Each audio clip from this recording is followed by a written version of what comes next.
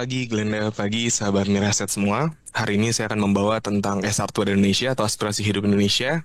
Akan menjelaskan tentang update-update dan juga nanti ke depannya untuk di festive quarter 4 akan seperti apa. Mungkin bisa kita mulai. Jadi kemarin kita melakukan analisa untuk forecast di 9 months 2024. Jadi kemungkinan untuk revenue sendiri mereka akan mencapai 6,2 triliun atau kenaikan sekitar 15% dan juga untuk net profit itu kenaikan sekitar 16% yang mencatatkan 536 miliar. Ini punya mereka memiliki performance itu di atas dari guidance manajemen berikan awal tahun. Kalau misalkan kita melihat dari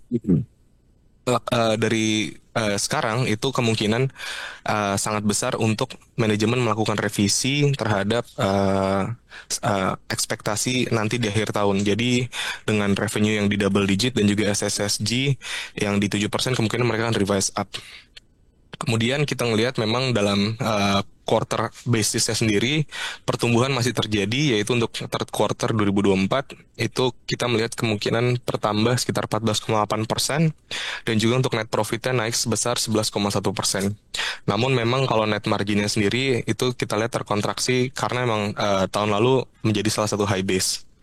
Kita ngelihat salah satu kontraksi ini didorong karena adanya shipment terhadap respon company untuk terhadap Permendak nomor 36, yaitu mereka harus melakukan pengiriman lebih besar untuk mengantisipasi kalau misalkan ada lonjakan permintaan.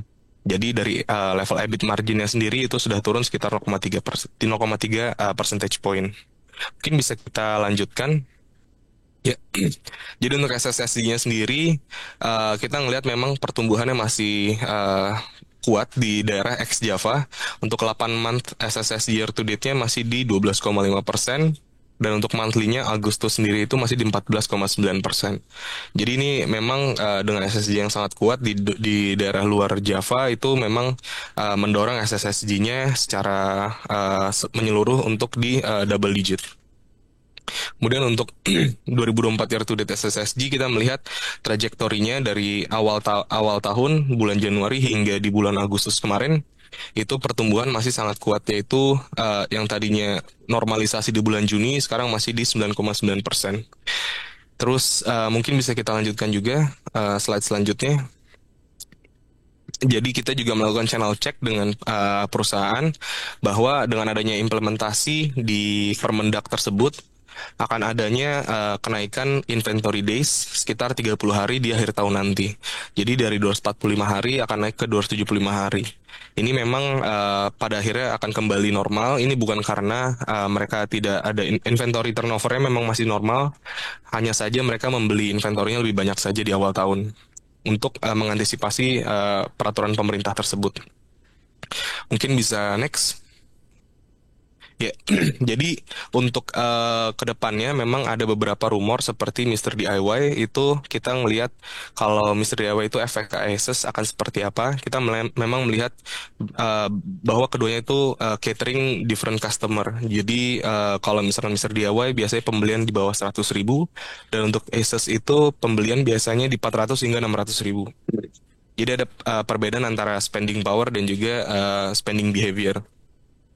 Kita juga kemarin melihat ada salah satu case study yaitu di daerah di Jatiwaringin di mana mereka bersebelahan dan toko yang ada ASUS dan juga Mr. DIY itu ASUS masih dapat membukukan pertumbuhan yang cukup signifikan. Jadi walaupun mereka sebelahan mereka tidak saling memakan consumernya.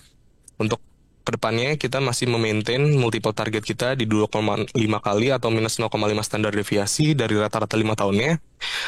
TP-nya itu sekitar 1.100, yaitu sekitar 23,6% upside-nya. Kalau misalkan kita ngelihat ke depannya dalam Q4 nanti kita akan melihat festive season, harusnya di Q4 akan mendorong penjualan Asus secara signifikan. Mungkin itu saja dari saya. Terima kasih.